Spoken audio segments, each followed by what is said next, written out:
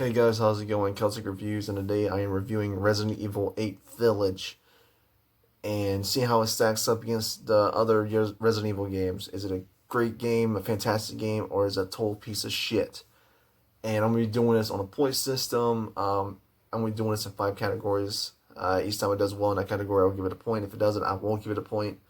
So it'll be in graphics, gameplay, performance, story, and voice acting.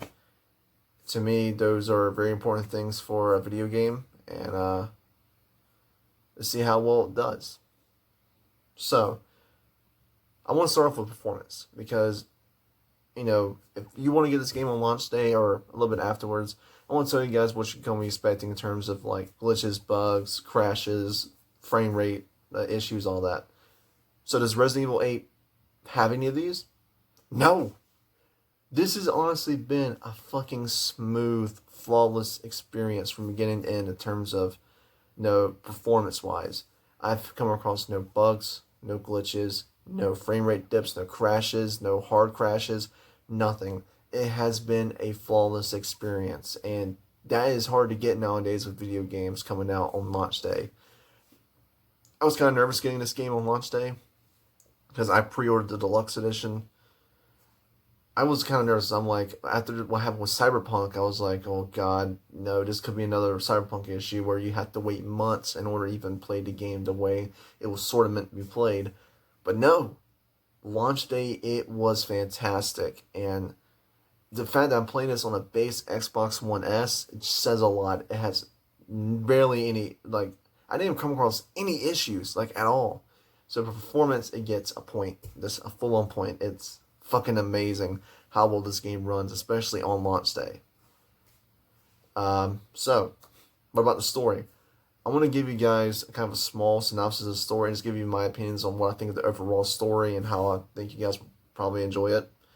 So, Resident Evil 8, you play as Ethan Winters, the same protagonist as Resident Evil 7. And you're living a quiet life with your family, Mia, and your daughter, Rose. And as you saw in the trailer, your wife Mia gets fucking shot by Chris and killed.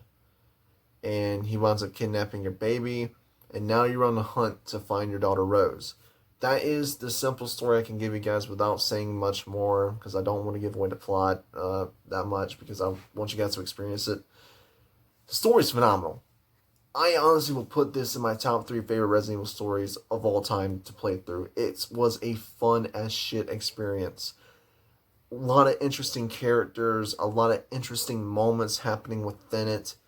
Just an overall great, fantastic story. A story that keeps you thinking and guessing throughout it. And trust me, you will never, ever guess what happens. It's fucking crazy.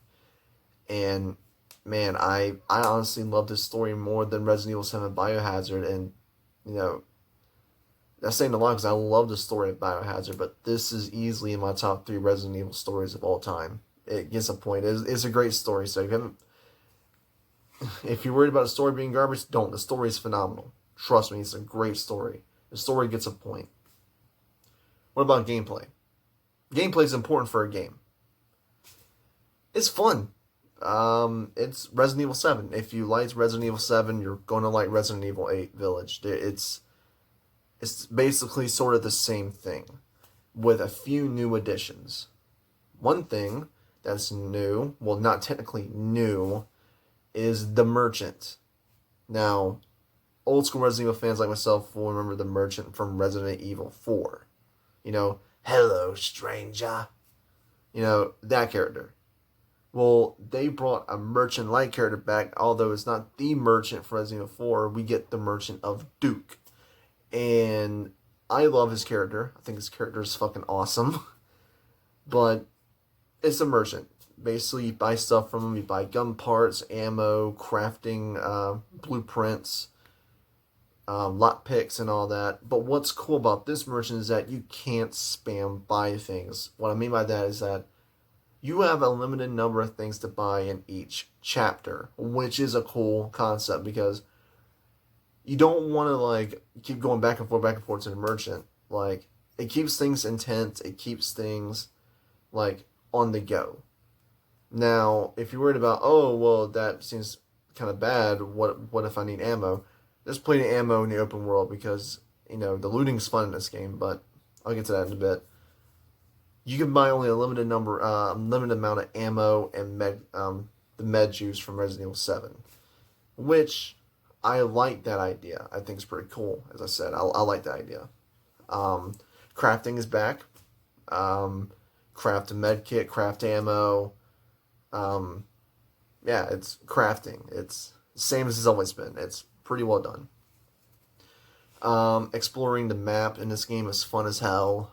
Entering different buildings. Like, to me, every time I enter a building, it feels like it has a new story to tell, which is crazy.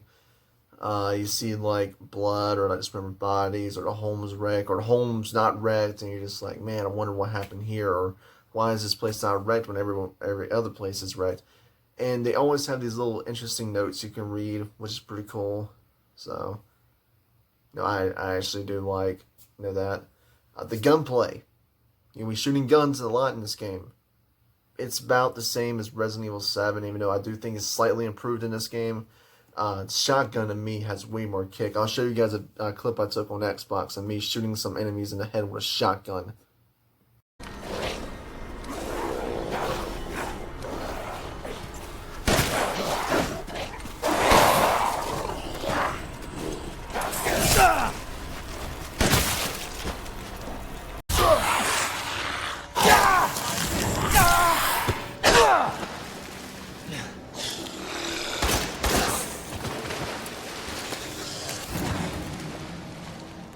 As you saw, that thing packs more of a kick this time around, in my opinion.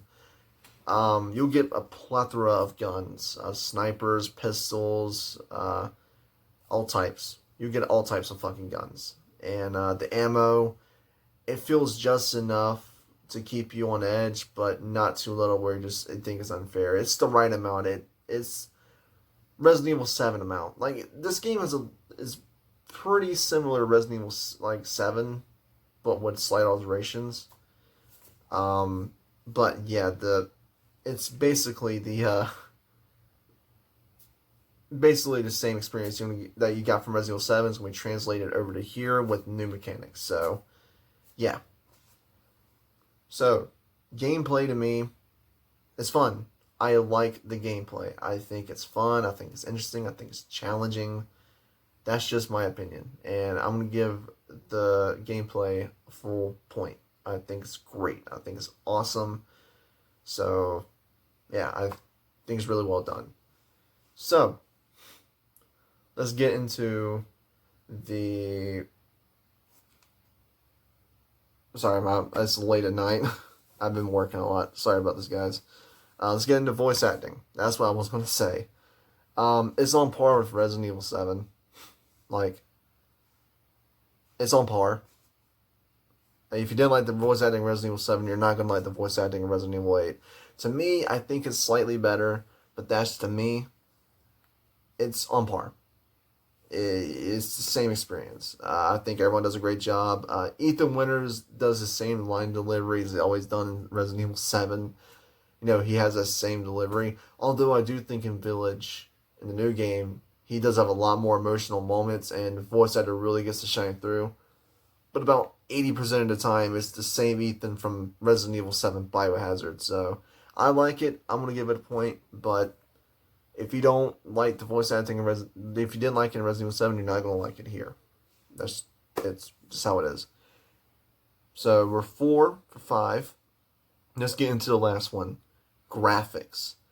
This game looks phenomenal to me. I think the game was gorgeous. I don't get what Mac from Worth the Buy was saying, how the game looks like shit to him. I don't get it. I think the game looks beautiful. I think the game looks gorgeous.